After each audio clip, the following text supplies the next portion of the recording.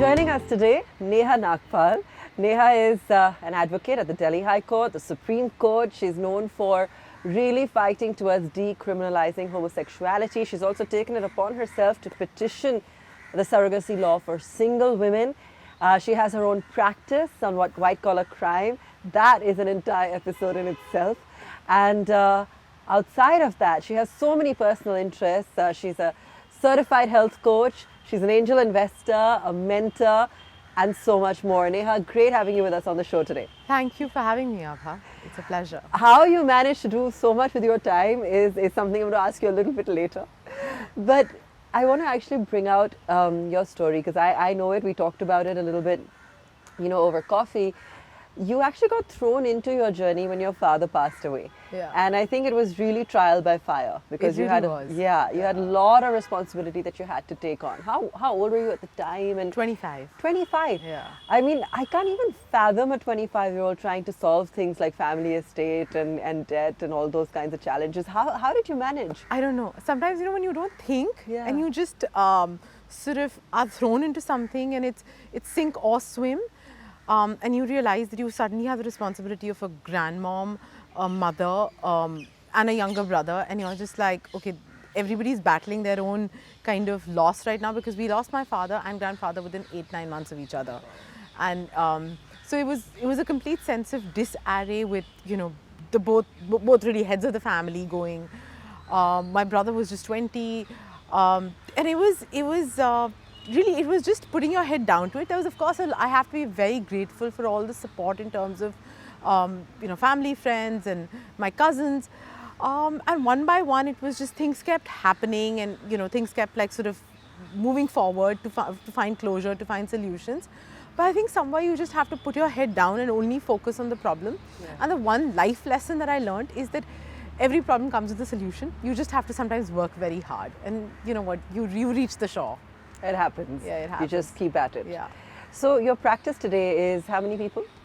So we're 2 partners, therefore the name NM Law Chambers, and we have like some 14 juniors and a support staff of about 5. And you have clients that span some of the biggest corporate names, including a lot of those that are in trouble because you do insolvency law. Insolvency and white-collar. Right. Yeah. How did you build up to it? When did you launch your own practice? Because your legal career initially must have involved a lot of education, working with others.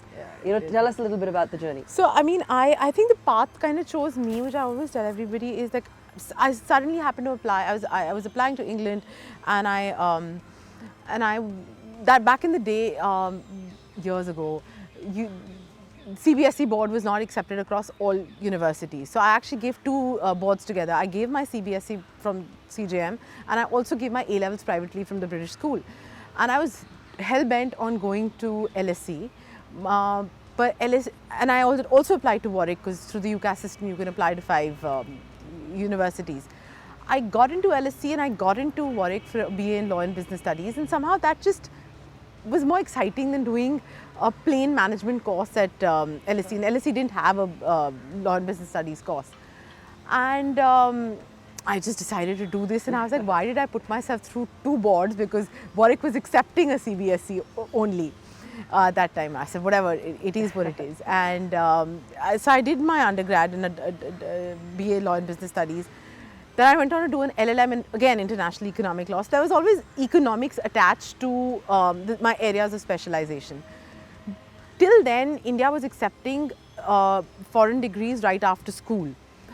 But the year I came back, they said, hang on, our students are at a disadvantage, which made sense because here law is either a 5-year consolidated program or 3 years of undergraduation and then 3 years of law. So they didn't kind of recognize my degree. So I had to do a conversion course after coming back. And that was so that just kind of strengthened my resolve that I really do want to do this. I interned with a few places. I interned with Dufra and Luthra, Justice Indhu Malhotra's office. That time she was still a senior advocate, not a judge. And I really found myself with litigation because I felt that it's so thinking about the fee on your feet. It's about being proactive. And it's about really that level of preparation that is required is just a different level, and the high around it So that's how the journey started. Then I worked with a law firm for about, which is specifically only doing litigation work. I worked there for about 10 years. I was made one of the only few women who made a partner there, and I don't know what suddenly clicked.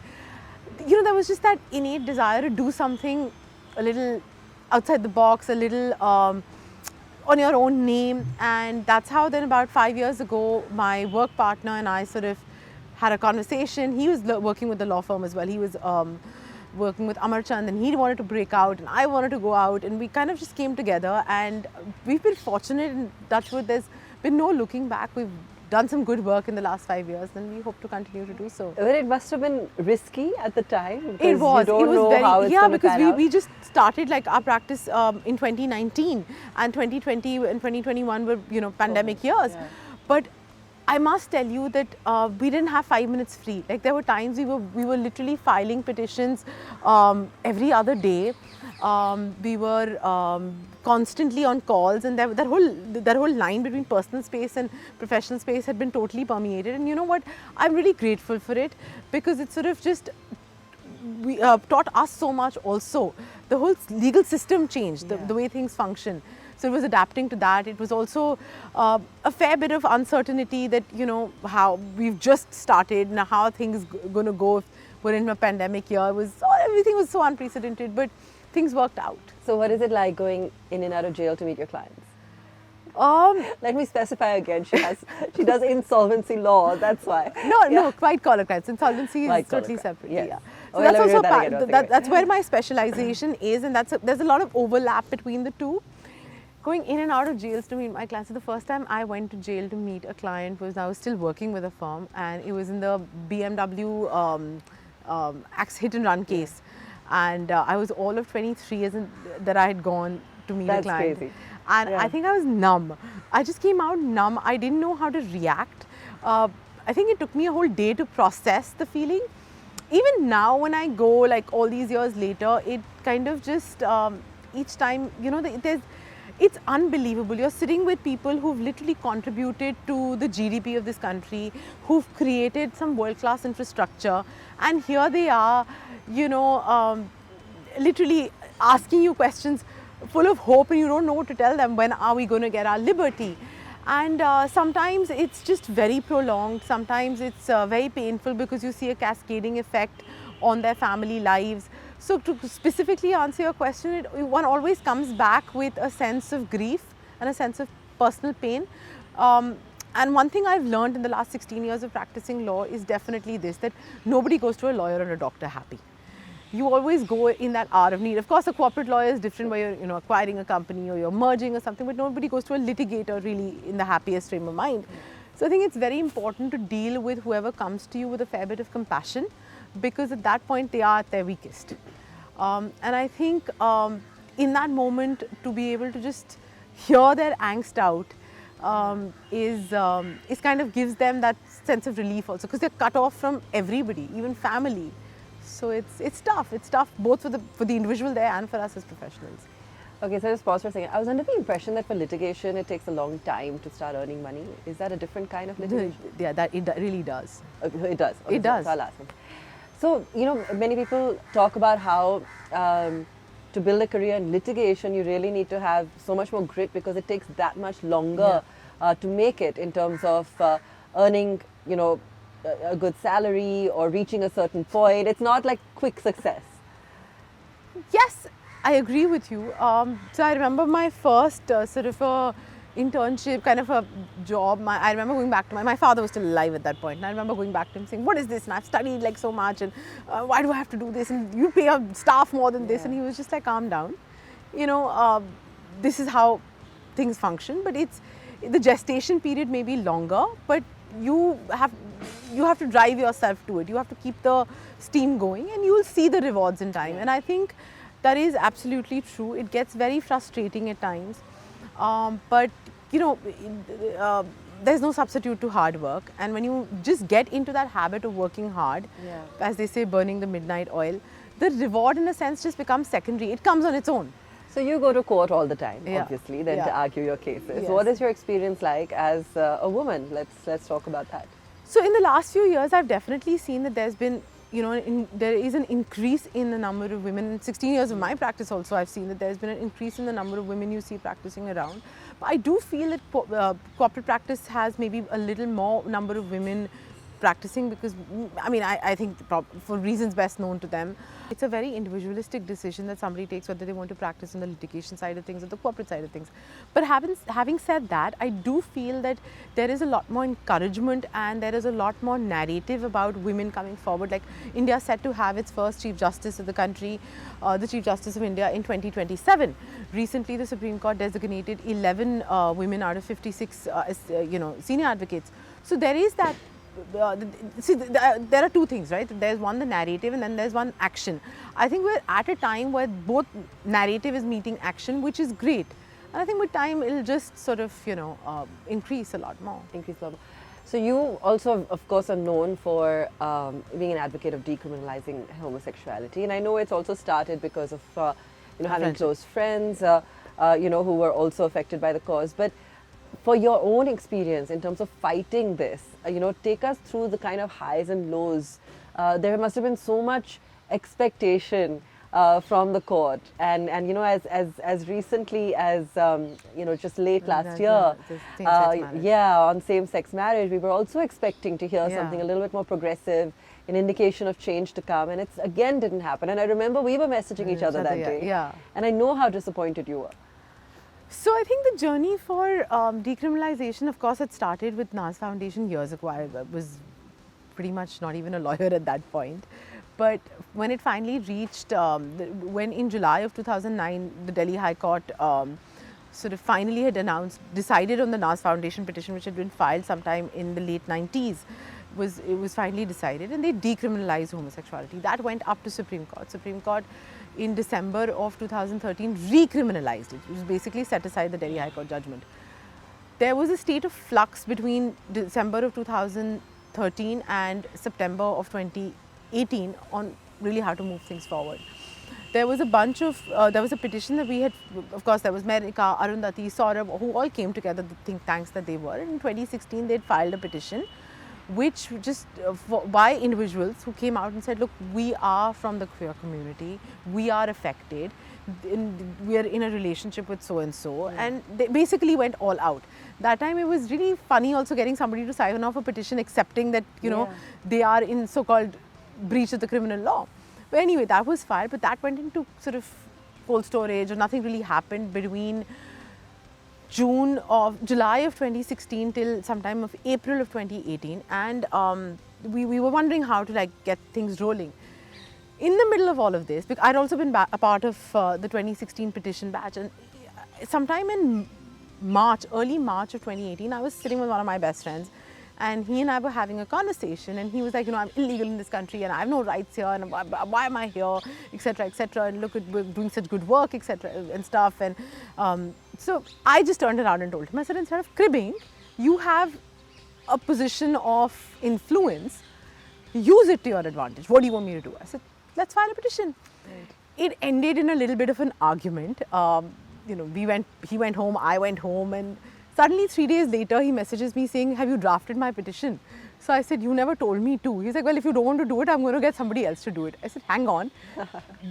When did we agree that we're doing this? No, we are doing this, and let's do it now. I had to go to New York for some arbitration, and I was going off for like 3-4 weeks.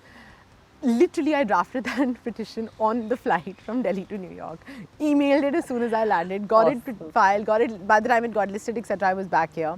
We got it listed in April of 2018, and Justice Deepak Mishra at that time, who was the then Chief Justice, kept the matters for final hearing in July of 2018, and we had a judgment that decriminalized homosexuality on 6th of September 2018. That really did give a lot of hope to everybody, because it kind of paved the way for things forward as well. And I really think, not that I have a personal bias for Justice Indu Malhotra because I worked with her, but I do think that her judgment was the sweetest, where she said history owes an apology to all those members of the LGBTQ community. Yes. And I think that was really the most sensitive thing that any judge could have ever said. So that was the bit of decriminalization. I think that day was very emotional. I still remember being in Supreme Court when the judgment was pronounced, and there were so many of my friends there. Of course, my best friend was also there with his partner, and everybody was just overjoyed. Like that sense of relief and freedom that one could see in their eyes. And one doesn't realize this as commercial lawyers. You're constantly doing something, maybe litigating over some contract or just trying to save someone from some prosecution or insolvency or something. But the law can actually impact lives and change lives and affect lives. And that day, I think, was I personally had that experience. That's amazing. It takes someone to want to get up there and fight. Yeah. Right, and this is something that was extremely significant. What happened when it came to the same-sex marriage verdict? So I think it was it really. And what was the role you were playing that day? So we'd filed 2 petitions for Aditi Anand and her partner. I think there what happened is that, so basically there were 5 judges, 2 had gone ahead and were for it, 3 sort of took a, I can't say conservative view, but they were also kind of, all they said is that look, it's for Parliament to decide, we can't completely enact this whole system of legislation which will give rights at such a detailed level. It has to be thought through. So that's why, unanimously what has been done is committee, the central government's been asked to form a committee to sort of lay down parameters to identify partnerships. So let's see what happens there. So I remember on that day when Justice Chandrachud was speaking, you were still very optimistic because he sounded very progressive. But by the time it came down to the remaining 3, that's right, and you felt that perhaps, that this is going to be a long drawn journey now. Because let's see what the committee does, the central government committee. It all depends on that. So also on the surrogacy petition, let's talk about that. I don't know how much you're allowed to talk about some of these cases. It's still sub judice. Okay. So, but yeah, I mean that was something that. So I've gone and filed a petition on my own name there.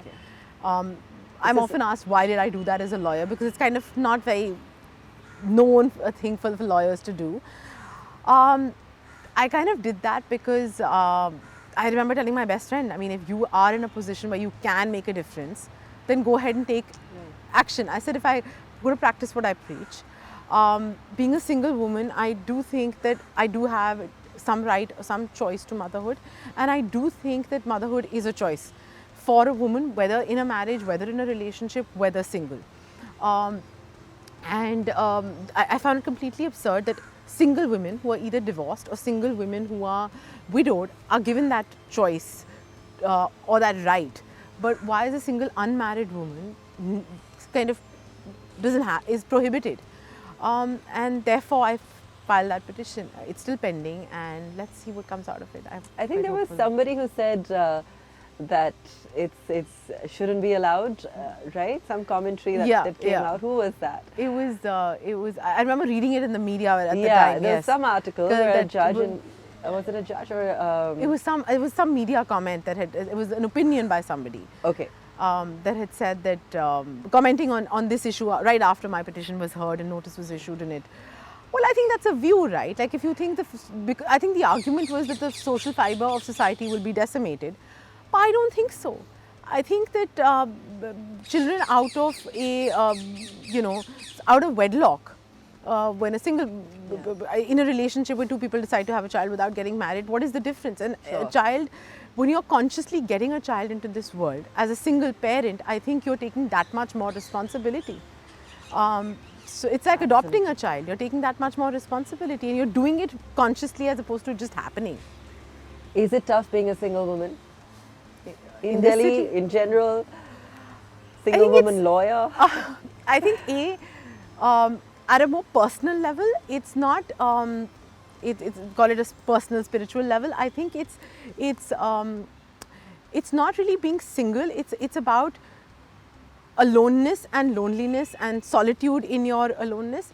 I like my space. I enjoy my space. I think it gives me my time to do what I want to do. Companionship is important. And I think that in any relationship, it's the companionship that one seeks. So for me, that is very important. The format of it or how you define it is secondary, because they're just concepts that society gives to things. But yes, sometimes it's difficult because you have to be that much more careful of how you're coming across. You may be very friendly, but you don't want the other person to think any other way. And unfortunately, we do live in a society where, you know, it's always the woman's fault still.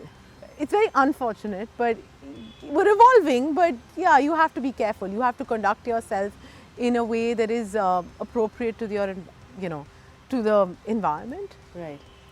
Yeah, it's not easy. In a nutshell, no, it isn't. You've said something really major, very softly, you know, but it's what you've said is actually, you know, a pretty big deal in terms of women always feeling that they are somehow going to be blamed or victimized in terms of. But that does happen, right? Like, you know, I mean, everybody will always say that, oh, she was over friendly, she was loud, oh, you know, that whole, why was she dressed a particular way? Like, but everybody has the right to live, and I think if you're living within your own boundaries, you're allowed to have a good time. But the thing is that, you know, society likes to judge. Kuch to log kahenge, logon ka kaam hai kehna. So I know this isn't your area of legal expertise, but since you are in that space and you are such a change maker yourself, why do you feel the Indian law hasn't been able to somehow manage to really come down hard on those that perpetuate crimes against women? Because we're still hearing of some horrendous cases, and despite what we saw with Nirbhaya, until, you know, just a few weeks ago, you continue to hear about some very brutal crimes. And I'm the first one to say that yes, India is this large, complex country, but nothing should really allow this kind of behavior. So where are we lacking? Is it in terms of legal action or coming down on these violent crimes? So I think they're at various levels, right? Yeah. One is the society level of it. One is the more individual level of it. One is the law and order situation of it. I think at a society level, somewhere we need to start, because somewhere it's that frustration, that angst that comes out. So is it the unemployment that's causing it? Potentially, yes. Is it the lack of education that's causing it? Is it the lack of sensitivity towards women that's causing it? Or is it just that the entire focus that has been in India for years and years and centuries on the male child, and men think that they're somewhat entitled over women? All possible reasons, right? And then I think it's the individual, at an individual level, if somebody is just battling their own sense of rejection, their own sense of lack of, then they're projecting it onto somebody, and the easiest target is those most vulnerable, whom they see as most vulnerable, potentially a child or potentially a woman. Sure. And the law and order place, at a more law and order place of it, I think, look, we have enough and more laws. I don't think we need more laws. We're a very robust country when it comes to laying down a law. Where I think we lack is the police force, because the number of police force per, the per capita individual, per 1,000 people is definitely a very low ratio. Yeah. Similarly, is the number of judges per 1,000 people is a very low ratio. So I think that's where the bottleneck arises. People think they can just get away with, you know, or one more way of looking at it is the process to the is the punishment as opposed to the actual punishment. But then the thing is, how many actually get to the legal process to even get to the punishment? So I think it's really a mixed bag of all of that. And I think as a society, one needs to start with sensitizing people more. I mean, of course, it's happening, but I feel it needs to permeate down to a more weaker section of society, where you're sensitizing people to treat women with respect, and sort of, you know, also avenues and areas of employment, so that people are productively engaged as opposed to suffering from a sense of lack of and projecting it onto somebody else. You spend a lot of time also on just to shift track on a slightly different note. You've spent a lot of time also working on yourself in terms of whether it be health and wellness, personal time. I'm sure you need that after the kind of work that you do. Tell us a little bit about that journey and what it's been like for you. So that was not always my path. That sort of 7-8 years ago, I was on a crazy work treadmill. I used to be working 16, 17 hours a day, while I was working with the firm, and I didn't have like a sense of balance. Sure. And I remember battling a lot of anxiety and a lot of health issues. I got these constant migraines, etc., etc. And I remember one of the doctors sitting me down and telling me that, look, you're at a stage where you're potentially going to burn out. You're potentially going to have a heart attack. Yeah. Correct your life. I put on a lot of weight. Like I think it was also the depression and anxiety post my father's death, and just bad eating habits. And I didn't know about the difference between a protein, carb, and a fat. Like, right. I think that's a life skill that we're not taught, and it's a very important Sure. life skill. Yeah. And somewhere in that corrective path, I decided that, look, if I have to really change things around, I need to understand what I eat. And I happen to sometimes, when it's really funny when you put something out to the universe, ways just come to you. So I was having dinner with a friend at town hall, and she's super fit and very healthy, etc., etc. And I just said something about wanting to study nutrition. She's like, oh, let me refer you to the Institute of Integrative Nutrition. It's an online course. They're based in New York. It's really cool, etc., etc. That night, she kind of referred me. So I got a referral email. I checked it out and actually seemed cool. I was like, so strange. It's been around for like 30 years. I've never heard about it. And I actually decided to study nutrition, like this entire course on becoming a certified health coach, etc. At that time, I really did it from the perspective, I only want to do it because I'm a selfish person and I want to study it for myself. I don't care about the impact I can make with it or whatever. And I learned some really important life hacks, some really important life lessons through it, like the concept of the primary plate and the secondary plate, and I think I live by it today. So the primary plate is everything that's off your main plate, which is the secondary plate, like anything that you eat. And simply put, the primary plate is divided into 4 quadrants: your relationships, work life, spirituality, and exercise, movement. And I try and get in all 4 in a day, and I think that's what keeps me absolutely happy. That's amazing. Yeah. So maybe even if it's like between court, sometimes catching up with one of my close friends, or once or twice a week, meeting some of them, or travel. And I definitely make sure I work out every single day. I've seen your boxing videos. Yeah, 7 a.m. That's amazing. Yeah. 7 a.m. That's fun. my me time. Yeah. So you integrate things and you bring it all together, and I think that's something we can all learn to do. Yeah, I think it's about prioritizing, right? It's about a commitment. It's about making that commitment, planning and prioritizing, and things just happen, I feel. Yeah. Go with the flow. So Neha, if I think about it, we're talking, I mean, you've obviously studied a lot. I love studying. I sound like an nerd. Yes, you do love studying. I think that feeds really well into the fact that, like you said, you need to be so well prepared. Be so good that they can't ignore you. So good that you can't ignore you. Exactly. Yeah. And I think the fact that you're ready to really put in the time to see it through, because I think it's, as a lawyer, or as someone who's driven by trying to make an impact, that's something that is really important to have. And that's what I wanted to ask you. You are driven by making an impact. Somewhere you must have set off on this legal career because it was exciting. I don't know. So see, I've just so I must say that the book, The Surrender Experiment by Michael Singer, has really changed my life. Okay. So I read it last year, and literally a friend of mine, so 3 different people at 3 different points of my life had told me to read it, and I just didn't. Okay. Till literally I was walking down Malavan High Street and crossed the Daunt bookshop and guessed the books right in front of me, The Surrender Experiment. And I was like, I must surrender and just go pick it up. And I think reading that has really put a lot of my own life back in perspective for me. And there I must quote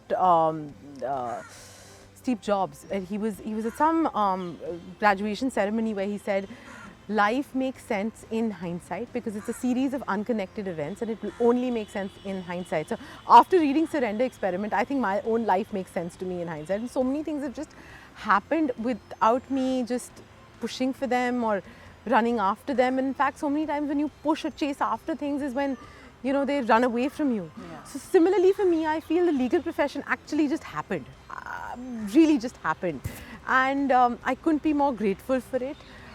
It gives me a sense of purpose. It really does keep, in the sense that my mind is constantly involved in, okay, this has to be finished and this could be done better like that.